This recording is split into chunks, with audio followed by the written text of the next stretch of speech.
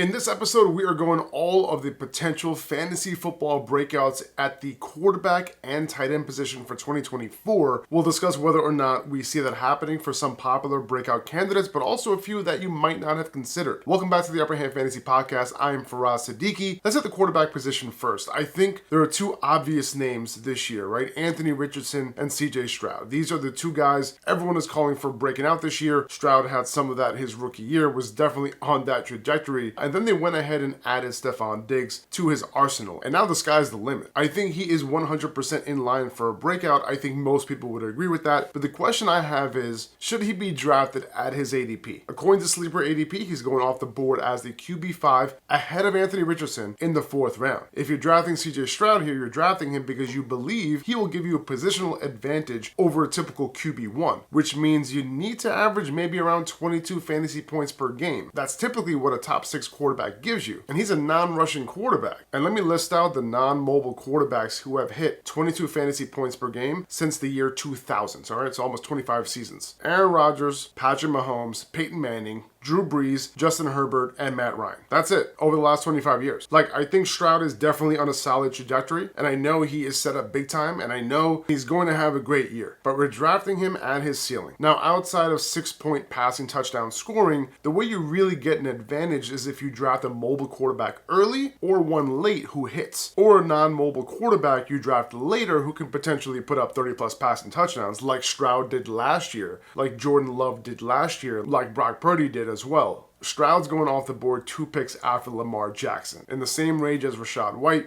Cooper Kupp, Trey McBride, Devontae Smith, James Cook, Joe Mixon, Mark Andrews, Dalton Kincaid. I just can't do it. I think Anthony Richardson is in line for a big year as well. Obviously, I much prefer him to Stroud because of the fact that he's mobile and he has legit overall QB1 upside, and he has the ability to straight up break fantasy football this season and be the most valuable fantasy player overall. So I'm not going to get too deep into this one. I think Anthony Richardson's an obvious pick here. And his head coach just said that they're going to run him and they're not going to be afraid to do it. And he gave some sort of Steph Curry analogy saying that, do you stop Steph Curry from shooting threes? Because that's what Anthony Richardson does best, run the ball, and that's what they're going to do with him. So great to hear. A couple of other quarterbacks to talk about. Trevor Lawrence, will it finally happen? 2 straight 4,000-yard seasons under Doug Peterson, but he threw only 25 and 21 touchdowns, right? Nothing too crazy. Nothing that will make him a solid QB1, let alone low-end QB1 for fantasy. Can things change this year with another year of development? Maybe. He was banged up all year last year. His first big injury was in week 6. He had a knee injury, and then later in the year, he had that high ankle sprain. Before the injury, he was QB 20 in fantasy points per game. Finished the year around the QB 18. I personally don't know if I see a lot of potential room for development in Lawrence. The good news is that, he has a nice little downfield threat that he can grow with Brian Thomas Jr. He has Christian Kirk. He has Evan Ingram. So it really depends on his own personal development for him to grow, but he does have the skill set to be a top 12 quarterback. I would like to see a little bit more rushing because I do see that in him. Maybe some more design rushes. That would be amazing for fantasy. But otherwise, he really has to get over that 35, around that 35 touchdown mark, 32, 33 touchdown mark to really make an impact at the quarterback position. We'll see if it happens. There's nothing that I see that makes me think, oh my God, he's going to break out this year. I don't. I want to talk about Bryce Young and whether he has a chance to break out this year. Given, the situation wasn't great for him last year, he couldn't overcome it, but a lot of that was definitely on him. He was last in catchable throw percentage. In turn, he had the worst off-target throw percentage last year. Now, he was under duress on 40% of his dropbacks, which is an absolutely insane number. He also had the highest percentage of dropbacks resulting in a sack, but he did avoid the most would-be sacks of any quarterback last year, okay? It was a bad year. Now, the offensive line was also very bad, and they really did improve the interior line in Carolina. The right side of that line is looking pretty good right now. So I think overall, the offensive line is relatively solid. The other thing to consider was that he's an anticipation thrower, and he literally had no separators on the outside last year. Deontay Johnson coming in now, he's literally one of the best separators in the NFL. It's a great fit. Young now has a true number 1 on the outside and a solid veteran complement in Adam Thielen on the outside. They're not going to use Xavier Legette as an extra receiver, which is great to hear. So he's an added weapon as well, either in the slot or as a flanker. And then you consider the fact that Geno Smith was left for dead before Dave Canales got to him in year 9, okay? Everybody counted out Baker Mayfield as well, and he just had his best year under Canales with 4,000 yards and 28 touchdowns. And now Canales' new project is another number 1 overall pick from just a year ago. So I can totally see him identifying what Young does well now, work on those installs, and then iterate from there. One underrated thing for fantasy that Canales did with Mayfield last year was design him on runs. Mayfield had the 6th highest design rushing attempt percentage among all quarterbacks. Young was all the way down at 2% last year. That can easily go up given his skill set coming out of college. I was surprised that they didn't do more of that with Young last year. Now they have a head coach that could end up doing that with him. I think there's a world where Young is a completely different quarterback this year. I'm not saying he'll be a top 12 option, but he could break out and actually become a good quarterback. Here's another one for you. I think Will Levis is set up very nicely this year to have a breakout season, and he reminds me of a quarterback that I'll mention in a second who is also a fantasy darling. But first, the Titans' offense is being built around the pass game. DeAndre Hopkins just said it himself. And every time you talk to their coaches, including their new head coach, Brian Callahan, about their running backs, they keep talking about how good they are in the receiving game. So all indications are pointing to them being a pass-first squad. Even with a backup quarterback for most of last year, Callahan as the OC of the Bengals, obviously paired with Zach Taylor as the play caller, they had the highest early down pass frequency of any team over the last 2 seasons, and it seems like that's something that Callahan is going to be bringing over to Tennessee. So in addition to the running backs, Levis has DeAndre Hopkins, he has Calvin Ridley. Don't forget the forgotten veteran addition of Tyler Boyd. That's a legit trio right there. There are improvements on the offensive line, which was absolutely terrible last year, but the great news there is that Brian Callahan hired his father, Bill, who is considered one of the best, if not the best, offensive line coaches in the NFL. So there will be improvement there regardless. Now let's get to Will Levis himself. Who does he remind me of? Well, last year he was 3rd worst in catchable throw percentage, off-target throw percentage, adjusted completion percentage, and turnover-worthy throw percentage. But he threw the deep ball on more than 20% of his attempts, which was by far the most among qualifying quarterbacks. His hero ball percentage, which is another term coined by Fantasy Points for incredible throws that are credited to the quarterback making a play, that was at 9%, which was also 1st among qualifying quarterbacks. He's a gunslinger. He reminds me of Jameis Winston. There could be some room for some bad plays, some interceptions, some turnovers, but some 350-yard passing games, right? And a couple touchdowns, with the defense likely not holding opposing offenses in check this year. Them having to come back late in games. Just chucking it. I can see that working out from a fantasy perspective, just like it did for Jameis when he was out there throughout his career. Also, Levis has some sneaky rushing ability. Don't be surprised if they use him inside the 5-yard line, given the running backs they have on the roster. I'm intrigued, and I think if you're looking for like a very late round quarterback, he's probably the guy to take a shot on. Let's transition to the tight end position. I think Sam Laporta can obviously have a huge year, maybe a better year than last, but he was the tight end 3 on the year as a rookie last year, right? Second year can obviously be bigger, but I want to focus on another tight end who I think can make an even bigger leap in 2024. When I'm looking for the biggest obvious breakout at the tight end position, I look at Trey McBride. He basically broke out in the second half of last year. He finally got a full-time route participation in week 8, and since that point, he had an insane 27% targets per route run, an insane 29% target share. His 2.37 yards per route run was elite, way higher than Hockenson, way higher than Laporta, Kelsey, Kincaid, Ingram, Njoku during that span. But people are wary. They're wary because Marvin Harrison Jr. joined the team, and now he's going to soak up those targets, leaving McBride without that much to eat, without enough to have the upside that we're projecting him for. Here's the thing. When a player earns targets the way that he has, we do not ignore that. That is a huge signal that they are ballers, okay? And they're going to be really good, especially with a nice size sample we saw last year. It's the same question we had for Amon-Ra a few seasons ago when he checked way too many of the boxes that you can't ignore, but TJ Hockenson was out, DeAndre Swift was out, blah, blah, blah, blah. These kinds of guys find ways to be extremely involved in the game plan and usually become a focal point. That 29% target share I mentioned earlier, he needs to be at about 23% to be a top 3 tight end. His 2.37 yards per route run, he typically needs to be at about 1.98 to be a top 3 tight end. He's in the same offense he was in last year. His OC said there's even more room for him to grow, and his quarterback will be even more dynamic a year removed from his ACL injury. There is room for a top-heavy target distribution between Marvin Harrison and McBride, and I think both can be elite at their positions, and I think McBride can easily finish as the overall tight end 1 this year. Dalton Kincaid is a tight end that many are looking to see a huge year from, and I think for good reason. There's obviously a huge opportunity gap to fill with Stephon Diggs gone, but the question is, will he get more playing time and routes run with Diggs gone, or does he still have to fight with Dawson Knox for him to reach the type of route participation participation and opportunity we'd like him to be at in order to have any chance of being a top 3 tight end. Without Knox last year, about 12 PPR fantasy points per game, which would correlate to somewhere around the overall tight end 6 or so, and with Knox in the lineup, 8.4 fantasy points per game. This doesn't take into account the fact that Diggs isn't going to be there though, right? So there's a big opportunity for Kincaid to step up, earn more target share. But again, does he have to fight with Knox? Because they aren't going to be running 2 tight end sets all the time. They're going to want to have their 3 wide receivers out there at times, right? Early in camp, Kincaid is showing that he can do a lot and that he could take that second year jump, but Knox is still definitely involved. While I do think Kincaid can have a big year, the fact that Knox is going to be kind of stealing some snaps here and there, stealing some routes here and there, that could cap his ceiling for fantasy purposes. Can a huge breakout still happen? Of course. But it's also possible that targets are distributed relatively evenly throughout their wide receiver core along with their primary tight end, and a lot of the underlying metrics would have to jump pretty significantly for him to be one of the top 2 or top 3 tight ends for fantasy this season. It could definitely happen because of his talent pedigree and his quarterback, and there's a huge opportunity to be that guy for Josh Allen this year without Diggs, but I do have some reservations around the type of upside we can see this year if Knox stays healthy. There's another tight end who I have going after him who I think might have even more upside than Kincaid this year, and that's Kyle Pitts. Kyle Pitts is definitely in line to have a breakout season. Finally. I think it's going to happen.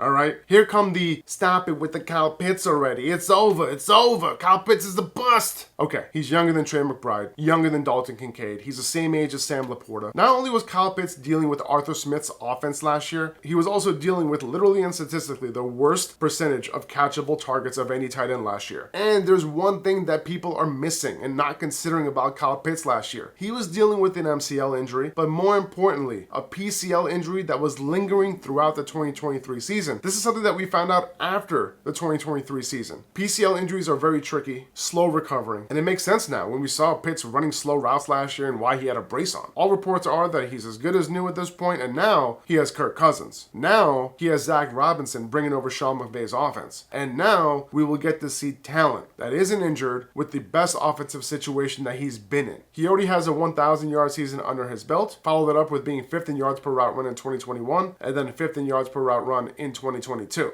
And then he had a rough year due to the reasons I outlined. But this year, the upside is the roof. He does have overall tight end 1 upside. The slot role in this offense is oh so sweet. I'm looking for Pitts to have a big 2024 season, and I think his tight end 6 price leaves plenty of room for that upside. I totally understand the risk, and I totally understand maybe Pitts burned you before. Totally understand that, but I'm back in, baby. But I might really back in if I never left, though. Here's a sneaky breakout candidate at the tight end position, Jake Ferguson. I will say off the bat that Ferguson doesn't have the talent profile that these other breakout candidates have, but when it comes to Ferguson, it's really all about opportunity. An opportunity as the second target on a Cowboys offense that in neutral situations ran the 5th fastest offense and had the 7th highest pass rate. And this offense also added nobody of note in the offseason to complement CeeDee Lamb. Brandon Cooks will be 31 years old this season and already showed some decline last year despite being able to haul in 8 touchdowns this year, but 41.1 receiving yards per game. That was the lowest of his career, and I wouldn't expect that to go up. Ferguson was tied for 2nd in end zone targets, tied for 3rd in red zone targets last year. He had the 6th highest route participation of any tight end last year, and that is in spite of the fact that he didn't go above 75% until week 6 of the regular season. From that point on, 81%, very solid number. And you can't forget his massive 37-point fantasy performance against the Packers in the playoffs. Now, I don't think Ferguson has top 3 upside, I don't, but top 5, top 6, it can happen. He's ascending, he's on a fast offense, a pass-first offense as a second target behind CeeDee Lamb, and I think his tight end 9 price gives you enough room to work with. That's going to do it for this episode. Thank you for watching. Thank you for listening. If you could subscribe to the podcast, that would mean the world.